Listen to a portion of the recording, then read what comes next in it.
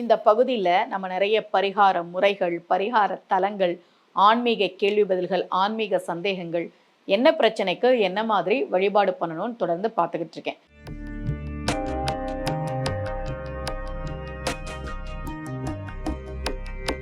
ரகசிய உண்மைகள் சேனலை பார்த்து கொண்டிருக்கும் உங்கள் அனைவருக்கும் சுமதி ஸ்ரீயின் அன்பு வணக்கம். நான் பொதுவாகவே மனிதர்கள் எதுக்கெல்லாம் ஜாதகம் பார்க்க வருவாங்களோ அந்த பிரச்சனைகளுக்கெல்லாம் கோவில்கள் நான் தொடர்ந்து கொடுத்துட்ருக்கேன். நான் எப்போவுமே கோவில் பரிகாரம் மட்டும்தான் சொல்லுவேன்.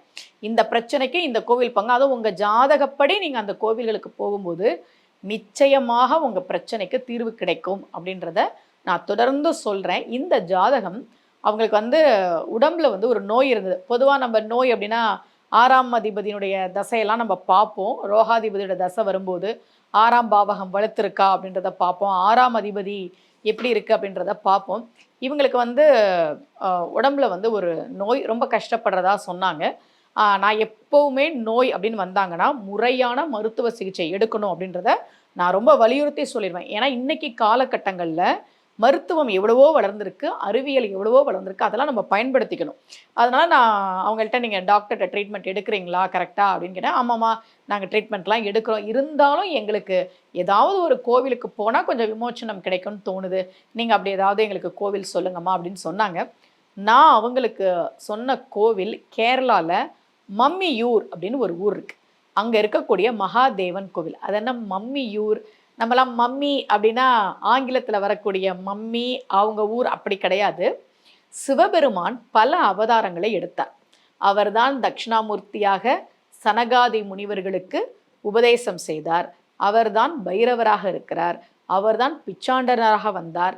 அவர்தான் ருத்ரனாக வந்தார். இப்படி சிவபெருமான் பல வடிவங்கள் எடுத்தார் இல்லையா?